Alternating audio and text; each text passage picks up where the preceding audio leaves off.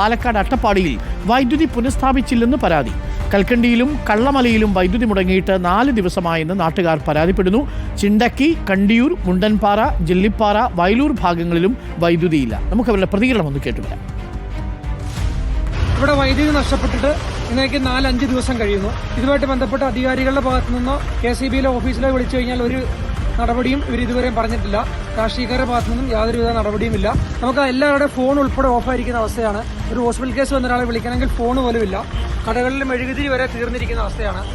മിനിസ്റ്ററുടെ office, KCBയുടെ ഉന്നത അധികാരികളെ ഉൾപ്പെടെയുള്ള എല്ലാവരെയും വിളിച്ചു. അവരുടെ ഭാഗത്തുനിന്ന് യാതൊരുവിധ റെസ്പോൺസും കിട്ടുന്നില്ല. ഇക്ബാൽ അറക്കലുണ്ട് കൂടുതൽ വിവരങ്ങളുമായി. ഇക്ബാൽ അറക്കൽ, പാവപ്പെട്ട മനുഷ്യരാണ്. അവിടെ വൈദ്യുതി മുടങ്ങിയിട്ട് 4 ദിവസമായി ആരും നോക്കാനും കേൾക്കാനും ഇല്ലേ? ഇക്ബാൽ അറക്കൽ, അരുൺ, 4 ദിവസം മുമ്പാണ് അട്ടപ്പാടിയിലേക്ക് വൈദ്യുതി വിതരണം നടത്തുന്ന 33 kV ലൈനിലേക്ക് മരം വീണ വൈദ്യുതി വിതരണം തടസ്സപ്പെടുന്ന ഒരു സാഹചര്യം ഉണ്ടായത്. 24 മണിക്കൂർ എടുത്താണ് ഈ പ്രശ്നം പരിഹരിച്ച് അട്ടപ്പാടിയിലേക്കുള്ള വൈദ്യുതി വിതരണം പുനഃസ്ഥാപിച്ചത്. പക്ഷേ എന്നിട്ടും കൽക്കണ്ടി മേഖലയിലേക്കുള്ള വൈദ്യുതി വിതരണം ഇപ്പോഴും പൂർണ്ണമായി നടത്താൻ KSEBക്ക് സാധിച്ചതില്ല എന്നുള്ളതാണ് നാട്ടുകാർ പറയുന്നത്.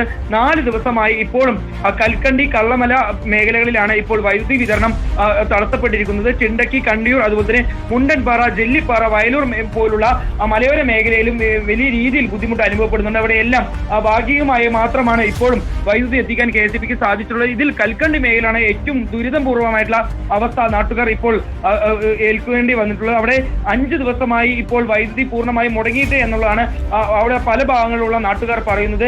KSEBയിലേക്ക് വിളിച്ച് പരാതി പറഞ്ഞിരുന്നു. പക്ഷേ KSEB ഇതിൽ കൃത്യമായ ഒരു മറുപടി പറയാൻ തയ്യാറായിട്ടില്ല എന്നുള്ളതാണ് നാട്ടുകാർ പറയുന്നത്. പക്ഷേ KSEB ഉദ്യോഗസ്ഥർ പറയുന്നത് 33 kV ലൈനിലേക്ക് മരം വീണതിനെ തുടർന്ന് പല ഭാഗങ്ങളിലും വൈദ്യുതി വിതരണം തടസ്സപ്പെടുന്ന ഒരു സാഹചര്യം ഉണ്ടായിട്ടുണ്ട്.